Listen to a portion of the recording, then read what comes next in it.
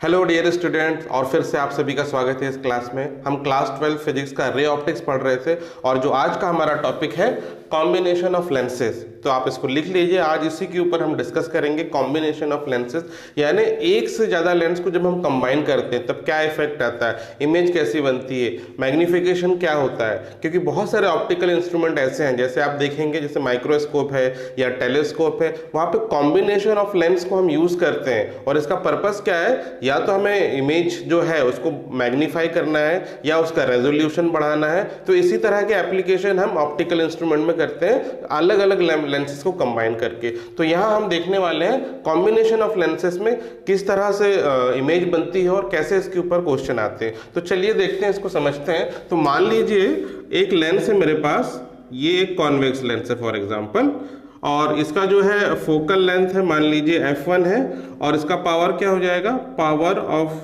This lens is reciprocal of the focal length, ये हो जाएगा 1/f1। ठीक है, ये f1 और ये इसकी पावर है, इसको हमने p1 मान लिया। अब ये जो लेंस है मान लीजिए ये कुछ मैग्निफिकेशन प्रोड्यूस करता होगा, इसमें मैग्निफिकेशन की कुछ वैल्यू होगी, तो उसको मान लेते हैं m1। ठीक है, तो इसमें m1 है इसका मैग्निफिकेशन, ये फोकल लेंथ है f1। अब एक दूसरा लेंस इससे हम अगर कंबाइन कर दें, ठीक है, दूसरा लेंस अगर इससे हम कंबाइन कर दिया, मान लीजिए इसका मैग्निफिकेशन है m2, इसकी फोकल लेंथ है f2, इसकी पावर क्या हुई p2 which is equal to 1/f2। ठीक है, तो अगर दो लेंस को कंबाइन करते हैं तो क्या होता है, the total magnification of the combined lens is the product of the individual magnification. मतलब इन दोनों का जो मैग्निफिकेशन होगा ये होगा m1 इंटू m2। ठीक है, टोटल मैग्निफिकेशन इससे क्या होगा m1 इंटू m2। अगर दो लेंस है कंबाइन है, जुड़े हुए हैं एक दूसरे से, सटे हुए हैं, तब ये होगा ये फॉर्मूला। एक से ज्यादा भी हो सकता है, मान लीजिए 3 अगर हैं लेंसेज तो एक और जो तीसरा मैग्निफिकेशन होगा वो भी मल्टीप्लाई हो जाएगा। इस तरह से जो मैग्निफिकेशन है मल्टीप्लाई होते होते उसका जो है मल्टीप्लाइंग इफेक्ट हो जाता है, और ये n नंबर ऑफ लेंसेज के लिए आप ये फॉर्मूला यूज कर सकते हैं। तो ये जो है जब कंबाइन होगा लेंस तब हम ये फॉर्मूला यूज करेंगे। और जो पावर है, पावर क्या होती है, total power of the lenses will be sum of the individual power of the lenses. ठीक है, इस तरह सारी पावर को आप ऐड कर देंगे इंडिविजुअल लेंसेज की, तो इनकी जो है वो टोटल पावर आती है। और इसको अगर इनका एक कंबाइंड फोकल लेंथ है, ये दो लेंस है, दो से ज्यादा भी हो सकते हैं, तो उनका जिस तरह हम इक्विवेलेंट निकालते हैं ना, तो ये लेंसेज के कॉम्बिनेशन का भी एक इक्विवेलेंट होगा, उसका कंबाइंड जो होगा फोकल लेंथ वो होगा f, this will be equal to 1/f1 plus 1/f2 plus 1/f3 और इस तरह सो ऑन। ठीक है, तो ये जो है कॉम्बिनेशन ऑफ लेंस में हम ये फॉर्मूला यूज करते हैं। अब ये फॉर्मूला आया कैसे, तो इसका हम एक डेरिवेशन देखते हैं। अब तो देखिए यहाँ पे हमने एक रे डायग्राम बनाया है, यहाँ पे दो लेंस है, ये लेंस 1 ये लेंस 2। लेंस 1 का फोकल लेंथ है f1, लेंस 2 का फोकल लेंथ है f2। अब यहाँ पे एक ऑब्जेक्ट रखा है, ऑब्जेक्ट का इस लेंस से जो डिस्टेंस है लेट से u है। ठीक है, तो इस ऑब्जेक्ट का जो डिस्टेंस है वो u है। अब ये जो ऑब्जेक्ट है ये दो लेंस से रिफ्रैक्शन होगा इसका, पहले वाले लेंस से फिर दूसरे वाले लेंस से। अब ये लेंस कैसा है, कॉन्वेक्स लेंस है, इसकी प्रॉपर्टी क्या होती है, कन्वर्जिंग प्रॉपर्टी होती है। तो क्या होगा, पहले अभी हम अज्यूम करते हैं कि सेकंड लेंस नहीं है। अगर सेकंड लेंस नहीं है तो इस ऑब्जेक्ट की इधर इमेज बनेगी। कैसी इमेज बनेगी, मान लीजिए एक रे तो सीधे प्रिंसिपल एक्सिस के अलोंग जाएगी, दूसरी रे ये गई और ये इधर से रिफ्रैक्ट हो गई, इस तरह से। मान लीजिए यहाँ पे जो है इमेज बन रहा है, इसको हम बोलेंगे लेट से आई डैश। ठीक है, ये एक ऑब्जेक्ट है, इसका इमेज बन रहा है, यहाँ आई डैश बोलेंगे, और जो इसका डिस्टेंस है इस लेंस से, ठीक है, देखिए ये जो है थिन लेंस है, ये दोनों थिन लेंस है, तो ऑलमोस्ट इनका जो डिस्टेंस है बहुत मिनिमम होगा। तो चाहे यहाँ से डिस्टेंस मेजर करो चाहे इधर से डिस्टेंस मेजर करो, it will be almost same. तो हम यहाँ से यहाँ का जो डिस्टेंस है वो ले रहे हैं v डैश। ठीक है, आई बात समझ में। अब देखिए, अब ये भी हम फर्स्ट लेंस की बात कर रहे हैं, अगर ये फर्स्ट लेंस के लिए ये ऑब्जेक्ट है और ये इमेज है, तो इसके लिए अगर हम लेंस फॉर्मूला लिखेंगे तो क्या लिख सकते हैं, तो मैं यहाँ लिख रहा हूँ 1/f1। ये लेंस 1 के लिए फोकल लेंथ f1 है, is equal to 1 by v की जगह है v dash minus 1 by u. ठीक है, अब देखिए ये जो है ये रे एक्चुअली यहां तक नहीं आएंगी क्योंकि बीच में सेकंड लेंस भी तो है। अब सेकंड लेंस से फिर से रिफ्रैक्शन होगा तो ये फर्दर कन्वर्ज कर देगी, सेकंड लेंस जो है ये फर्दर ये कन्वर्ज कर देगी लाइट को, और ये मान लीजिए इधर आ गया। तो फाइनली ये इस पॉइंट पे आ रहा है, तो इस पॉइंट पे फाइनल इमेज बनेगा, इसको बोलेंगे आई, और इसका जो डिस्टेंस है यहां से इसको हम बोलेंगे वी। ठीक है, तो सेकंड लेंस से फिर जो रे है कन्वर्ज होके आई पे आ रही है जिसका डिस्टेंस वी है। अब ये जो इमेज है इसके लिए ऑब्जेक्ट क्या है, ये फर्स्ट लेंस से जो इमेज बन रहा है वो सेकंड लेंस के लिए वर्चुअल ऑब्जेक्ट का काम करेगा, और इस ऑब्जेक्ट की इमेज ये बन रही है। तो सेकंड लेंस के लिए ये जो है वी डैश जो है वो है ऑब्जेक्ट डिस्टेंस, और वी है ये है इमेज डिस्टेंस। और लेंस फॉर्मूला अगर हम सेकंड लेंस के लिए लगाते हैं तो ये बनेगा 1 by f2 is equal to 1 by v, तो ये तो v ही है, माइनस इसके लिए इमेज डिस्टेंस है v डैश, तो ये है 1 बाय v डैश। ठीक है, ये है इक्वेशन 1, ये है इक्वेशन 2।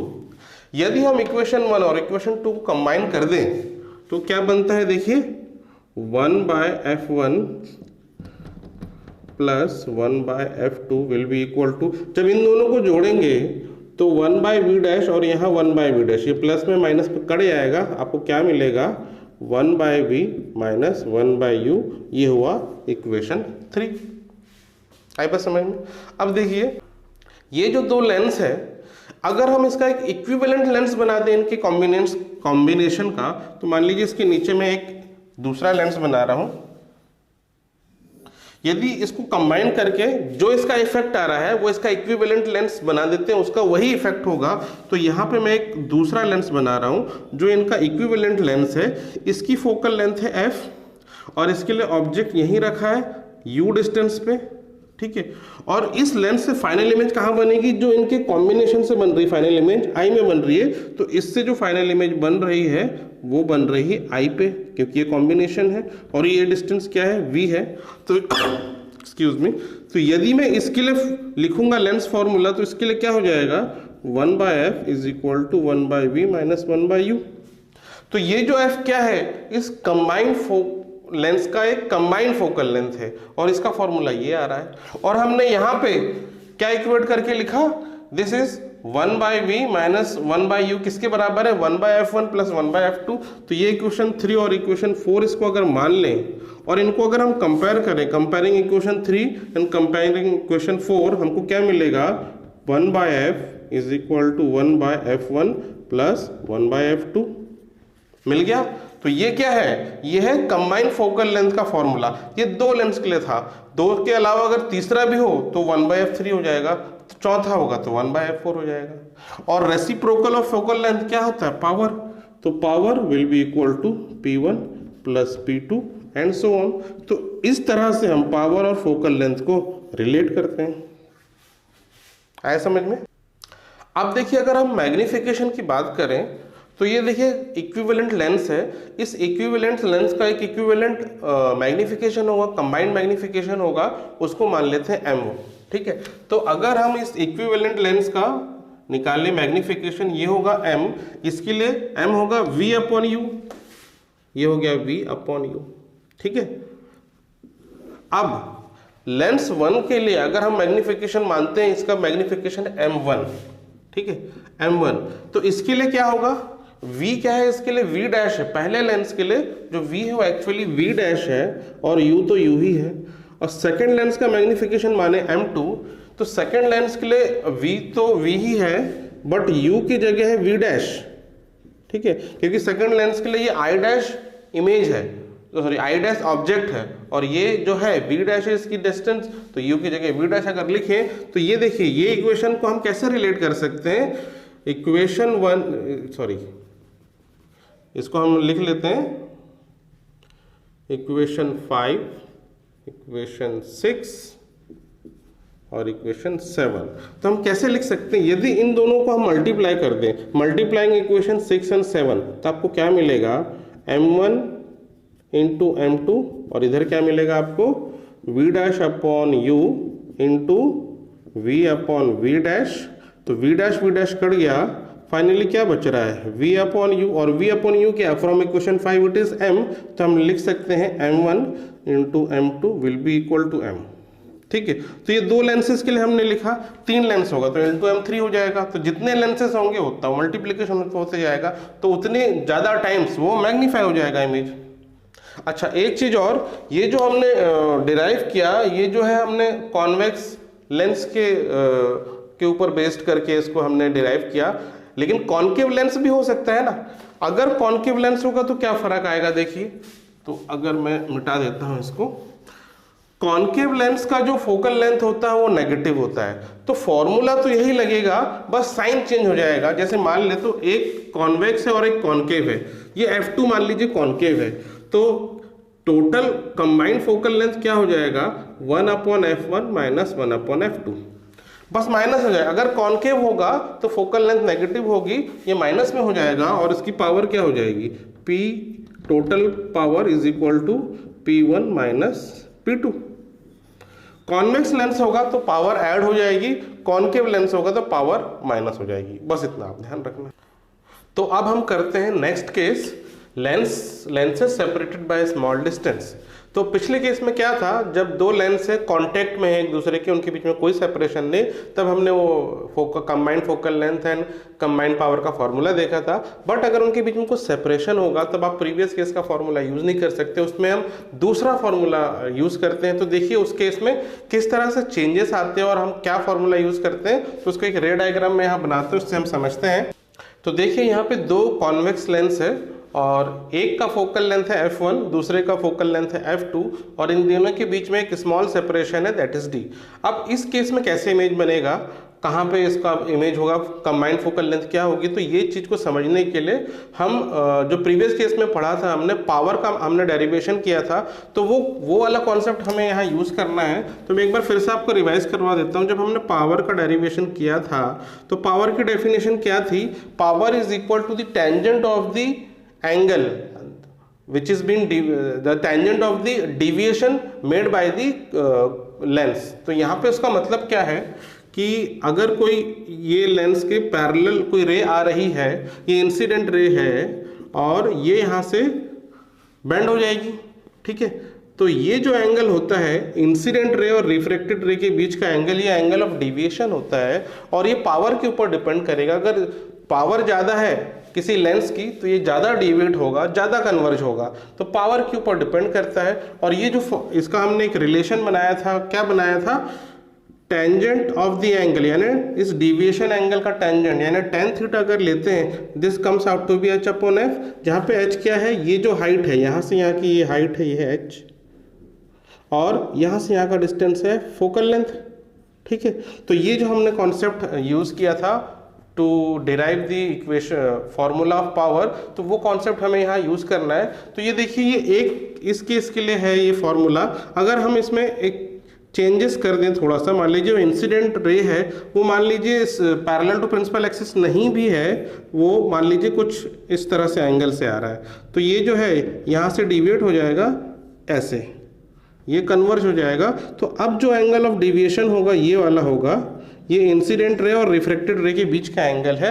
और इस केस में भी जब आप फॉर्मूला लगाएंगे तो tan theta will be equal to h upon f। इस केस में ये f पे नहीं कन्वर्ज हो रहा है क्योंकि ये पैरेलल रे थी तो f पे कन्वर्ज हो रहा था, ये f पे कन्वर्ज नहीं हो रहा, but tan theta will be given by this formula h upon f। h तो ये है और f इसका फोकल लेंथ। तो ये कॉन्सेप्ट का एप्लीकेशन यहाँ पे होगा जो हमने पावर के डेरिवेशन के लिए किया था। तो देखिए यहाँ पे किस तरीके से इसको अप्लाई करते हैं। तो देखिए हम यहाँ पहले लेंस के लिए एक इंसिडेंट ले रहे हैं जो कि parallel to the principal axis. ये एक इंसिडेंट रे है, ये parallel to the principal axis है, बट ये सीधे नहीं आ पाएगी, यहाँ पे इसका डेविएशन हो जाएगा, यहाँ पे डेविएशन हो जाएगा बाय दिस लेंस। तो इस तरह से डेविएशन हो रहा है, मान लीजिए इस तरह से आके इस पॉइंट पे ये बन रहा है इमेज इसका। तो किस पॉइंट पे आ रहा है, लेट से ये पॉइंट P पे आ रही है ये रे। तो इस लेंस के लिए ये जो है ये रिफ्रैक्टेड रे है और ये इंसिडेंट रे है, और इन दोनों के बीच का एंगल कौन सा है, ये वाला एंगल है। तो this angle between incident ray and refracted ray for the first lens will be θ1 ले रहे हैं। ये एंगल ऑफ डेविएशन है किसके लिए, फर्स्ट लेंस के द्वारा कितनी बेंड हुई लाइट, कितनी कन्वर्ज हुई, ये फर्स्ट लेंस के लिए ये डेविएशन है। और अभी जो हमने देखा फॉर्मूला, तो उस फॉर्मूले के अकॉर्डिंग हम क्या लिख सकते हैं, θ1 will be almost equal to tan θ1। देखिए यहाँ पे कंसिडरेशन क्या है, ये थिन लेंस है, स्मॉल लेंस है और एंगल जो है वो भी स्मॉल है, तो फॉर स्मॉल एंगल हम θ इक्वल टू tan θ लिखते हैं। तो वही कॉन्सेप्ट से θ1 is equal to tan θ1 and it is equal to h1 upon f1 लिखेंगे। f1 है इसका फोकल लेंथ और h1 क्या हुआ, जो इंसिडेंट रे है इसका प्रिंसिपल एक्सिस से डिस्टेंस है, ये हुआ h1। ठीक है, आई बात समझ में। तो ये जो पॉइंट है इसको हम नाम दे देते हैं A, जिस पॉइंट पे ये इंसिडेंट आ रही है, और इस पॉइंट का जो लेंस के अंदर सेंटर पे इसको हम नाम दे रहे हैं, let's say it is C1। ठीक है, अब देखिए ये जो रिफ्रैक्टेड रे है फर्स्ट लेंस से आ रही है, इस पॉइंट पे तो आएगी नहीं क्योंकि सेकंड लेंस भी है, तो सेकंड लेंस अब इसको फर्दर रिफ्रैक्ट कर देगा, तो इस पॉइंट से फर्दर इसका रिफ्रैक्शन हो जाएगा। मान लिए इधर आ गया, तो फाइनल इमेज यहाँ बनेगी, मान लेते हैं ये पॉइंट है Q, तो फाइनल इमेज यहाँ बन रही है। अब देखिए सेकंड लेंस के लिए डिविएशन एंगल कौन सा होगा, सेकंड लेंस के लिए ये इंसिडेंट रे है और ये रिफ्रैक्टेड रे है, तो इनके बीच का जो एंगल है ये है, ये θ2, ये जो एंगल θ2 है सेकंड लेंस का डिविएशन हुआ, और यहाँ से यहाँ का जो डिस्टेंस होगा ये होगा h2। ठीक है, ये होगा h2, इस पॉइंट को हम लिख रहे हैं B और ये पॉइंट को लिख रहे हैं C2।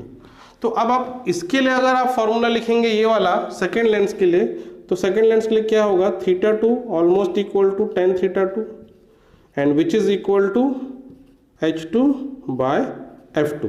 ठीक है, h2 इसका और फोकल लेंथ इसका, ऐसा लिख सकते हैं। आ रहा है समझ में।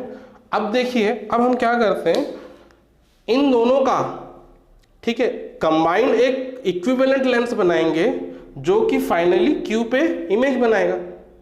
अगर इन दोनों का हम एक कंबाइंड एक इक्विवेलेंट लेंस बनाएं, तो अगर मैं इन दोनों का एक इक्विवेलेंट लेंस बना रहा हूं, ये देखिए, which is the equivalent of these two lens, तो मान लीजिए ये एक लेंस है, अब इसका कुछ फोकल लेंथ होगा, इसको हम बोल दे रहे हैं f, इसका कंबाइंड फोकल लेंथ f है उन दोनों का, और ये एक पैरेलल रे आ रही है इस पॉइंट पे और ये इसको डाइवर्ट कर देगा, तो एंगल ऑफ डेविएशन जो होगा इट इज थीटा।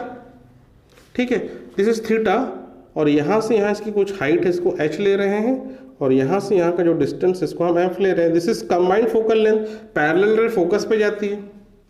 नाउ ये थीटा क्या है, deviation produce by both these lenses, एक के द्वारा डिविएशन हुआ θ1, दूसरे के द्वारा थीटा हुआ, जो टोटल डिविएशन होगा वो है theta.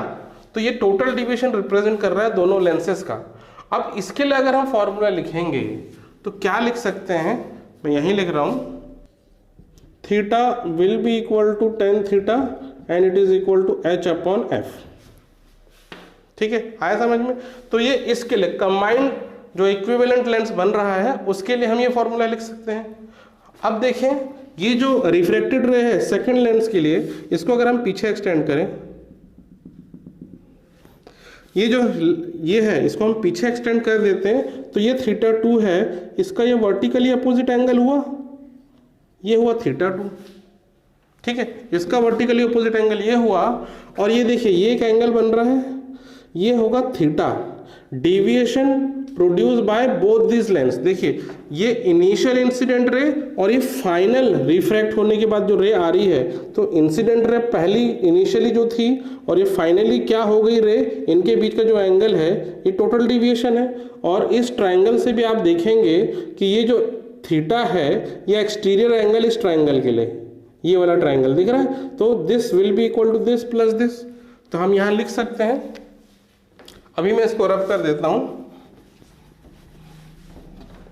So we can write, अच्छा ये जो थीटा है ये h1 अपॉन f1 है ना, यहाँ पे ये फिर से मैं एक बार बना रहा हूं, ये जो है इक्विवेलेंट लेंस है, इससे जो रे आ रही है ये बेंड हो रही है, यहाँ पे ये थीटा है, और यहाँ से यहाँ की जो हाइट एक्चुअली h1 ही है, क्योंकि इंसिडेंट रे जो है पैरेलल टू प्रिंसिपल एक्सिस पहले लेंस के लिए आ रही है, तो इसके लिए भी वही होगी। तो हाइट जो है इसके लिए h1 ही है, तो जो थीटा है यहाँ tan थीटा h1/f है, ये इक्विवेलेंट लेंस के लिए। अब देखिए हम यहाँ से क्या लिख सकते हैं, थीटा जो एक्सटीरियर एंगल है which is equal to θ1 plus θ2। Theta की वैल्यू यहाँ से हम लिखेंगे h1/f, θ1 की वैल्यू h1/f1 एंड θ2 की वैल्यू h2/f2। तो ये हमें एक इक्वेशन मिला। ठीक है, अभी खत्म नहीं हुआ, अभी हमें सिंप्लीफाई करना है, इसको थोड़ा और सिंपल बनाएंगे। तो देखेंगे अब यहाँ पे हम यूज करेंगे सिमिलर ट्रायंगल का कॉन्सेप्ट। आपको ट्रायंगल देखना है AC1P, दिख रहा है, triangle AC1P is similar to triangle BC2P, triangle BC2P। तो ये जो ट्रायंगल है, ये बड़ा वाला ट्रायंगल है और ये छोटा वाला ट्रायंगल है, ये दोनों सिमिलर ट्रायंगल है, दोनों का एंगल कॉमन है और एक 90 डिग्री इसमें है। तो दो एंगल अगर हो गए सेम तो ये सिमिलर हो गए। तो ये सिमिलर ट्रायंगल की जो करस्पॉन्डिंग साइड है वो इक्वल होंगे। तो करस्पॉन्डिंग साइड आप कौन सी लेंगे, पहले बड़े ट्रायंगल का AC1 अपॉन छोटे ट्रायंगल का BC2, फिर बड़े ट्रायंगल का C1P, फिर छोटे ट्रायंगल का C2P। ठीक है, तो ये सिमिलर ट्रायंगल के कॉन्सेप्ट आपने लिख लिया, समझ में आया। अब देखिए AC1 क्या है, AC1 है H1, BC2 H2, C1P देखिए C1 से P जो है ये फर्स्ट लेंस का फोकल लेंथ है। क्यों है, क्योंकि ये देखिए पैरेलल रे आ रही है, जो भी पैरेलल रे आती है कॉन्वेक्स लेंस में वो कहाँ कन्वर्ज करता है, फोकस पे कन्वर्ज करता है। तो ये फोकस की तरफ आ रही है, तो ये पॉइंट P है, लेंस 1 का फोकस है। तो हम C1P को लिख सकते हैं F1, पहले लेंस का फोकल लेंथ है। अब C2P, अब देखिए C2P क्या सेकंड लेंस का फोकल लेंथ है, तो ये सेकंड लेंस का फोकल लेंथ नहीं है क्योंकि इंसिडेंट रे पैरेलल नहीं है ना, तो ये सेकंड लेंस का तो फोकल लेंथ नहीं है। तो C2P को हम कैसे लिख सकते हैं, C1P माइनस D। ठीक है, C1P में से D माइनस कर देंगे तो C2P मिलेगा। तो इसको इस टर्म्स में लिख रहे हैं C1P माइनस D और C1P है F1, ऐसे लिख रहे हैं। तो F1 माइनस D, यहाँ से यहाँ तक का डिस्टेंस F1 है, F1 माइनस D हो गया C2P। आई बात समझ में आ रहा है। अब हम यहाँ से क्या कर सकते हैं, यहाँ से अगर क्रॉस मल्टीप्लाई कर दूं और मैं H2 की वैल्यू अगर निकालूं तो क्या आएगी वैल्यू, ये आएगी H1 F1 minus D whole divided by F1। ये एक्चुअली हमने क्या किया है, H2 की वैल्यू निकाली है इस इक्वेशन से, और ये H2 की वैल्यू अब हमें रखना है इस इक्वेशन में, ये H2 की वैल्यू हमें रखना है इस इक्वेशन में। क्लियर है। अब देखिए अब हम क्या करेंगे, जब इसकी वैल्यू हम इस इक्वेशन में रखेंगे तो H1/F is equal to H1/F1 और H2 की जगह ये आ जाएगा, तो H1/F1 minus D whole divided by F1/F2। देखिए जब ये H2 की वैल्यू यहाँ रख देंगे तो ये बन जाएगा, और इसमें H1 न्यूमरेटर में कॉमन निकाल के आप कैंसिल कर देंगे तो क्या बचा, 1/F equal to 1/F1 plus F1 minus D upon F1/F2, ये बचा। अब ये जो है ये वाला टर्म को आप सेपरेट कर देंगे, F1 और D को अलग अलग कर देंगे, तो देखिए क्या मिलेगा, ये मिलेगा F1 upon F1/F2 minus D upon F1/F2, F1 cut जाएगा तो 1/F is equal to 1/F1 plus 1/F2 minus D by F1/F2। ठीक है, तो इस तरह से ये जो है ये फॉर्मूला आपका आ गया। तो ये जो है कंबाइंड फोकल लेंथ का फॉर्मूला है इन केस ऑफ सेपरेशन। ठीक है, अब ये बात ध्यान रखना, ये फॉर्मूला कब यूज होगा, जब दो लेंस होगा। तो ये जो है दो लेंस के लिए एप्लीकेबल है, तीन लेंस का नहीं कर सकते एक साथ, जिस तरह हमने पिछले लेंस का किया था। तो हम इसमें कर क्या सकते हैं, पहले आप दो लेंस का एक कंबाइंड इक्विवेलेंट लेंस निकालें, फिर उसके बाद उसको तीसरे के साथ एक इक्विवेलेंस निकाल सकते हैं इसी फॉर्मूले से। तो ये एट ए टाइम दो लेंस के लिए एप्लीकेबल होगा ये फॉर्मूला। तो ये हुआ फॉर्मूला कंबाइंड फोकल लेंथ का। अब इसको कंबाइंड पावर अगर निकालना चाहें तो 1/F तो P होता है, और ये हो गया P1 plus P2 minus dP1P2 ऐसे लिख सकते हैं। रेसिप्रोकल और फोकल लेंथ होता है पावर। तो इस तरह से देखिए हम कंबाइंड पावर भी निकाल सकते हैं इस फॉर्मूले से, और इस फॉर्मूले से कंबाइंड फोकल लेंथ भी निकाल सकते हैं। तो आज की क्लास के लिए हम इतना ही पढ़ेंगे, और इसके ऊपर जो क्वेश्चन है वो हम नेक्स्ट क्लास में कंटिन्यू करेंगे। तो ये जो कॉन्सेप्ट आप इसको अच्छे से समझ लीजिए, इसका डेरिवेशन अच्छे से समझ लीजिए, इसको प्रैक्टिस कर लीजिए। तो इसका एप्लीकेशन वाला पार्ट है वो हम नेक्स्ट क्लास में इसको कंटिन्यू करेंगे। So that's all for today, have a nice day.